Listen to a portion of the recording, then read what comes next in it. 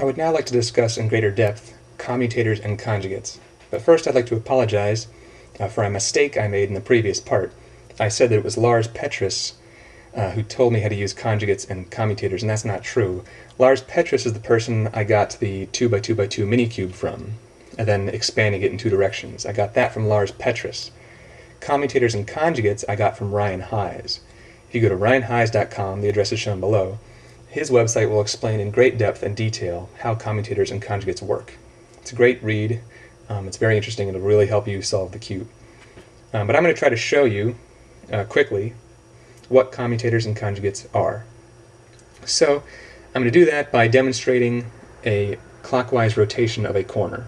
Let's say I want to rotate this corner clockwise. That means orange will move to the top, red will move to the right, and yellow will move to the front. It'll go like this. Well, that is actually really easy to do. I can go ahead and do that.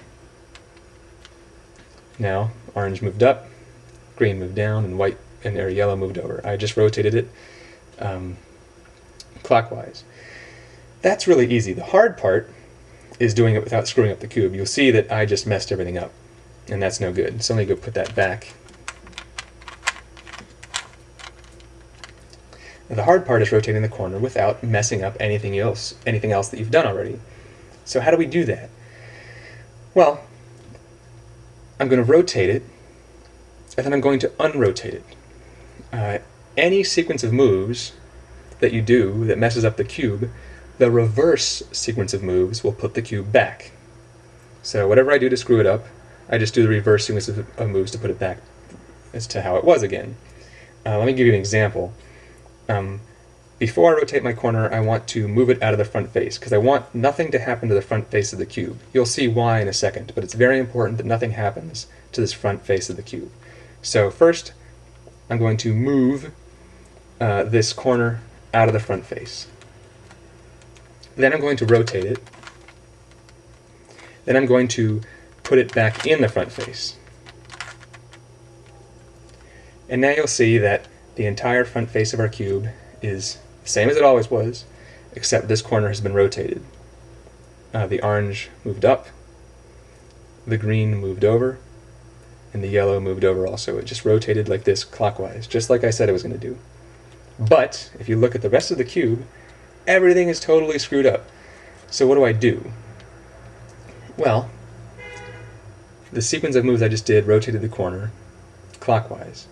The reverse sequence of moves will rotate the corner counterclockwise and at the same time restore the cube. In other words, I just did a sequence of moves that rotated this corner clockwise and screwed up the cube. The reverse sequence of moves will fix the cube and rotate it counterclockwise. It will do the exact opposite of what I just did. So let's try it. I'll do the reverse sequence of moves. And there, everything's back to normal again. So it stands to reason that if I do a sequence of moves and then perform the reverse sequence of moves, my cube will not be messed up. So when I'm doing the last four corners, for example, if I do a certain series of moves and then I undo the series of moves, I will be sure not to screw up anything I've already done. Now I know what you're thinking. That is unbelievably useless to do something and then undo it. It doesn't make any sense, right? Well, here's the key. I'm going to rotate this corner and unrotate a different corner. Let me show you what I mean. Again, I'm going to rotate this corner clockwise. So I move it out of the front face, I rotate it, I move it back into the front face, and now it's rotated clockwise. And as we just saw, if I do the exact reverse sequence of moves, it will fix the cube and restore it to how it was. But I don't want to lose my rotation. I want to fix everything else but my rotation. I want to leave that. So how do I do that? Well, you'll notice that the front face was left undisturbed. Remember I said that was very important. That means, because the sequence of moves doesn't affect the front face, I can rotate this front face however I wish.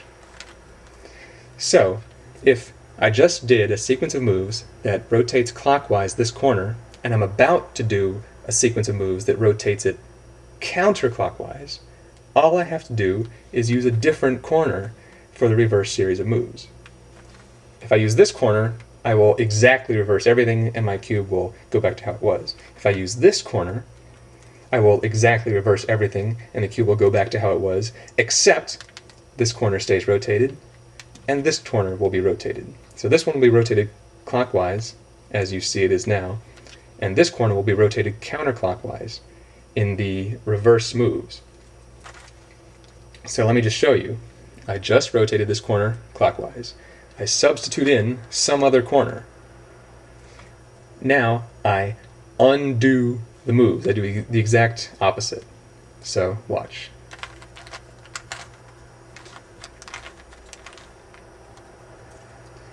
So the exact opposite sequence of moves, just rotated that corner counterclockwise.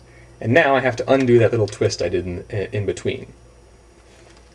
So my entire cube is set except this corner was rotated. This corner was rotated clockwise, and this corner was rotated counterclockwise. So to sum it up, what I just did was I rotated this corner using a certain sequence of moves. I swapped in a new corner for the reverse sequence, and then unrotated this one. I hope I'm explaining it all right. It's not exactly obvious what's going on here. I encourage you to go try it on your own. But this showed you how to solve it. So pretend I had my cube solved except for these two corners. What do I do? Damn it, these corners. Well, I look at it and I say, okay, I have to rotate this one counterclockwise, and I have to rotate this one clockwise. It's worth pointing out, by the way, that you can never have only one corner rotated. It's not physically possible for this to be the only corner that's rotated wrong. Corners will always be rotated wrong in pairs, two of them. Not one of them, two of them. It's a consequence of group theory. It's pretty complicated, but trust me, you will never end up with only one corner that's screwed up. So you look at this and you say, okay, I got to rotate this one counterclockwise. How do I do that? Well, I do this series of moves to rotate it counterclockwise. In other words, I move it out of the front, I go ahead and rotate it, I move it back into the front.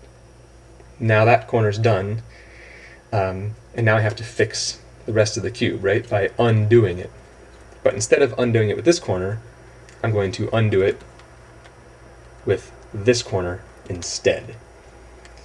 So I undo it.